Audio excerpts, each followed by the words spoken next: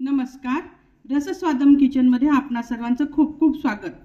आज आपण करूया पौष्टिक धानाच्या लाह्या। चला तर मग बघूया कसं करायचं ते। यासाठी या घेतलेल्या आहेत धानाच्या लाह्या। याला कोणी साळीच्या लाह्या सुद्धा म्हणतात।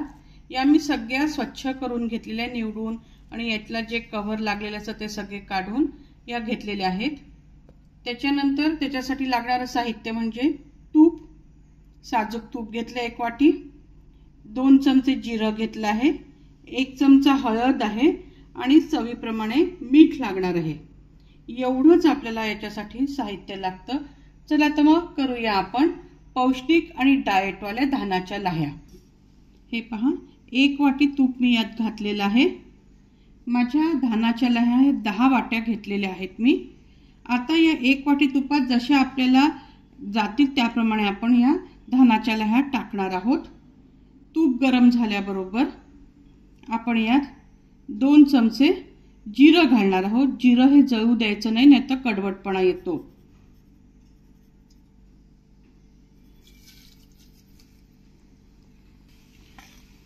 जिरं होता होताच आपल्याला गॅस एकदम मंद, लगेचच यात आपल्याला आता हळद घालायची आणि मीठे घालून घ्यायचे अंदाजाने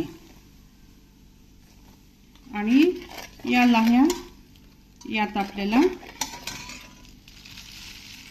अशा टाकायच्या आहेत। गॅस बंद करते मी, म्हणजे मग जळण्याचा प्रश्न येत नाही।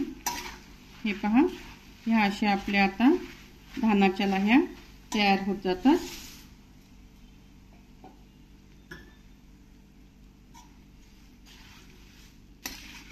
गॅस बंद केलेला आहे। या लाह्या भाजण्याची वगैरे काहीही गरज पडत नाही।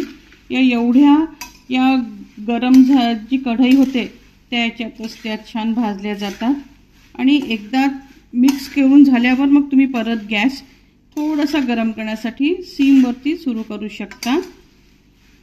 आता बघा, मी 1 वाटी तूप घातलं होतं, त्या 10 वाट्या मी लाह्या घातलेल्या आहे।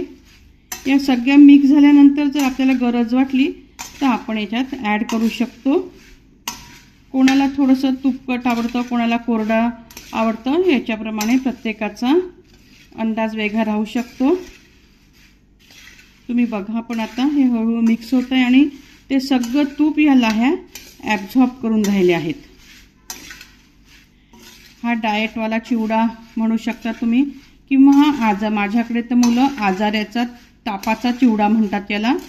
कारण ज्यावेळी कोणी आजारी पडतं, ताप येतो, तर आपल्या तोंडाची चव निघून जाते, सगळं कडू आणि हे लागतं, त्यावेळी ह्या खाल्ल्या की खूप छान चव येते तोंडाला आणि हलके असतात पचायला, त्यामुळे आजारी माणसाला त्याचा त्रास होत नाही।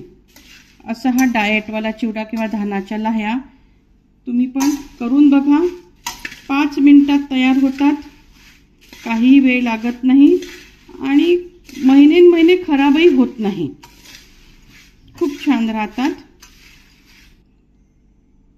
हे पहा, आपल्या या अशा 2 मिनिटात धानाच्या लाह्या तयार झालेल्या आहेत।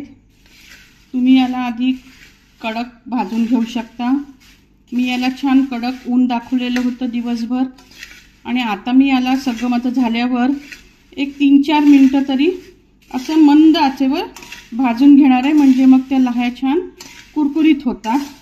या आधी भाजल्या तरी पण कुरकुरीत होतात, पण मी ऊन दाखवल्यामुळे मी आधी भाजलेल्या नाही। तुमच्याकडे ऊन येत नसेल तर आधी थोड्याशा 2-3 मिनिटं भाजून घेतल्या की छान होतं तयार। पहा तुम्ही, इतका सोपा पदार्थ आहे, करून बघा। कधी कधी डायटिंगवाल्यांना असतं पण संध्याकाळी थोडंसं काहीतरी खावंसं वाटतं, त्यावेळेला या थोड्याशा 1 वाटीभर जरी खाल्ल्या ना, इतका पोटाला आधार होतो आणि वजन वाढत नाही, काही नाही। त्यामुळे डायटिंगवाल्यासाठी एक उत्तम पर्याय आहे, आजाऱ्यांसाठी तर आहेच आहे। अगदी खूप छान वाटतं आजारी माणसाला हे खायला। तुम्ही पण हे करून बघा। झटपट होणारा पदार्थ आहे, टिकाऊ पदार्थ आहे, तुम्ही करून बघा आणि तुमचं कसं होतं ते मला सांगा। मी तुमच्या प्रतिक्रियांची वाट बघत असते। तुम्हाला आवडलं तर तुमच्या मित्रमैत्रिणींबरोबर हा माझा व्हिडिओ शेअर करा. माझ्या या व्हिडिओला लाईक करा आणि माझ्या चॅनलला सबस्क्राईब करा. धन्यवाद.